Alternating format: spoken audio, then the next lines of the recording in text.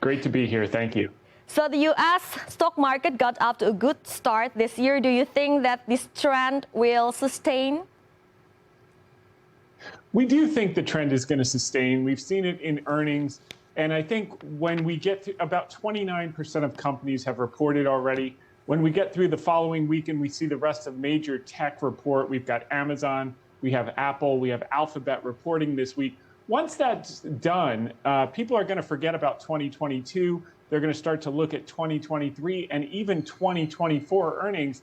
And 2024 earnings are $250 a share for the S&P 500, which means we're only trading at 16 times next year's earnings. And I think that's a reasonable valuation considering we're coming out of this slowdown and we're starting to reaccelerate. So we're constructive moving forward. The other thing you have to keep in mind is a lot of the bearish analysts are saying that the market will go down further because earnings are going to go down further. And what we find is that historically, over the last 6 cycles, the stock market bottoms 6 to 12 months before earnings bottom. So even if earnings come down a little bit more in Q1 and Q2, that would point to October of last year, most likely being the bottom of the stock market for the time being. So we're constructive moving forward.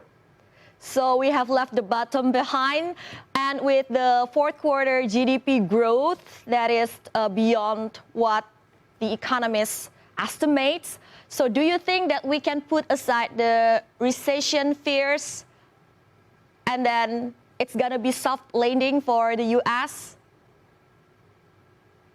I do think we could see a soft landing here, Aline.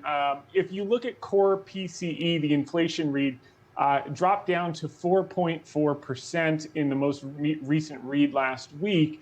And what that tells us is that the Fed only has to do this last 25 basis point hike, and that's going to take the Fed funds rate above that core PCE inflation rate, which is the Fed's preferred metric. And historically, anytime they've raised the Fed funds rate above core PCE, that's enough to squash inflation. So if you look around the other central banks, Indonesia is now pausing rates.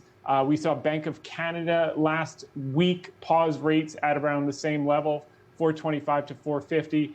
Philippines looks like they're going to signal. Malaysia looks like they're going to signal. So as the central banks around the world get to this pause level, and they'll keep rates elevated and keep rates restrictive, but as they pause, you're going to see continued softness in the dollar, which bodes pretty well for emerging markets moving forward. So with the signs of the easing of Fed fund rate hikes this year, do you think that global funds will return to emerging markets, Tom? Yeah, there's no question, Aline. I think that's going to be the trade for the next year to 2 years. Even with emerging markets up 28% off their bottom, they're still trading at 2007 levels, despite all the growth in GDP. And what we've seen historically is every time the dollar drops, and the dollar's dropped about 11% in the last 3 months since the fall, the emerging markets rally tremendously. If you go back to 2022, you saw the dollar drop 2021, 2022. Emerging markets rallied 480% from 2002 to 2007. The same thing happened from 2009 to 2011. The dollar dropped, emerging markets rallied 196%. It happened again in 2016 to 18. Dollar dropped, emerging markets rallied 96% in 2 years. And then finally in 2020 to 2021, dollar dropped, emerging markets rallied 97%. So we've just seen the dollar drop. So far, the rally's been 28%. We think it's going to be a lot more and well into triple digits. So I think rising tide's going to lift all boats with China's reopening and with the dollar weakening now that the Fed is nearing the end of its tightening cycle. Could you elaborate more with the China reopenings? Do you think that the global funds will flock to Chinese market, or there are also attractive opportunities offered by other countries in Asia? Yeah, we think China is actually the #1 emerging market because they've created $2 trillion of excess savings. So we're going to see some of the revenge spending and the revenge travel like we saw in the United States in late 2020 and 2021. The other thing is their government has been aggressively loosening policy, monetary policy, and fiscal stimulus. they've been doing fiscal stimulus, believe it or not, since last March. It hasn't been felt in the economy because people were locked up with the COVID lockdowns. But now that people have been released and they're going back out, we saw it over the lunar holiday, the amount of travel that's happening, the amount of spending that's happening. And that's been a major initiative of the government. They're going to refocus on consumption as their focus. That's going to help the platform economies. And if you look at the weight of emerging markets indices, China is 40%, and some of those platform companies are the top one, top two, top three weights in those. So I think that's going to be your number one place. But a rising tide will certainly lift all boats. Countries like Indonesia will get benefits, countries like Malaysia, Singapore, Taiwan. And you just saw tonight the CSI 300 enter a bull market. It's finally up 20% off the lows. The Hang Seng is up over 50% off the lows since October. So we do believe this trade is just beginning, particularly when you look at companies like Alibaba, which are the heavyweights in the indices. You can still buy Alibaba at near its IPO prices in 2014, despite the fact revenues have grown 800%, earnings and cash flow have grown 500%, and we think there's a tremendous opportunity moving forward with their Ali Cloud services moving forward. That's going to be a monster business. Cloud services are expected to triple by 2025 in the country. And with Alibaba having about 38% share, they're going to be the major beneficiary of that. Very interesting. We have talked about Alibaba, one of the stock. We've seen that so many negative sentiments have put Alibaba prices so low last year, and now we have seen the rebound since November 2022.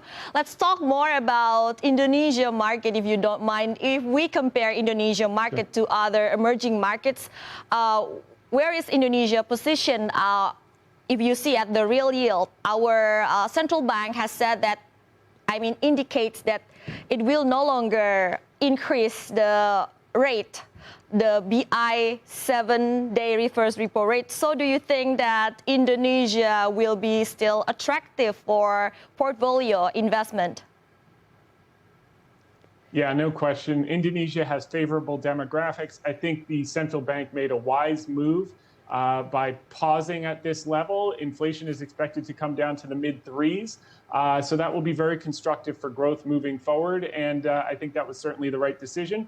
We're hopeful that Chair Powell in the United States will follow suit and also make the equivalent wise decision to one final raise of 25 basis points and then pause moving forward. And then the economy and the global economy can get back to growth, along with China has set their GDP for 5% this year. Many analysts now think that might be too low, and that rising tide is going to lift all boats. So we're very constructive, mostly on emerging markets. China, Indonesia will certainly benefit from that as well. And I think that was certainly the right decision by your central banker.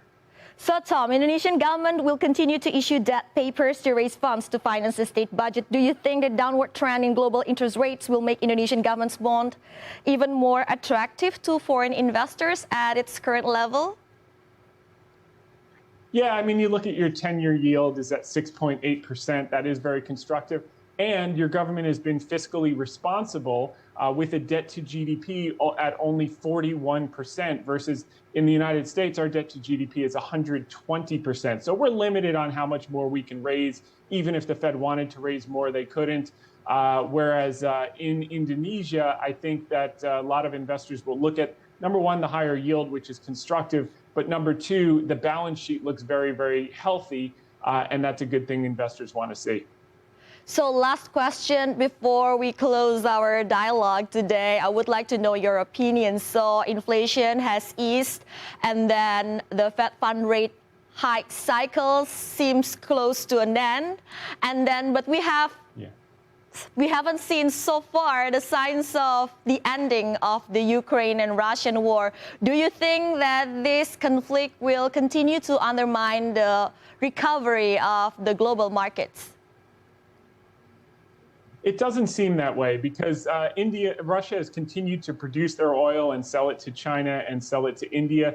The sanctions have been tough, but they haven't been as tough as they could have been. So that oil production is still flowing into the global economy. The U.S. has stepped up as a natural gas supplier to Europe. So on balance, I think even if it persists, it won't be that detrimental to the global economy. But I would be open to a positive surprise this year, Aline, because no one's looking for it, and that might be the white swan that no one's paying attention to. Potentially, we could see that wind down sooner than people expect, and that would be a turbo boost for the global economy at a time when it's much needed.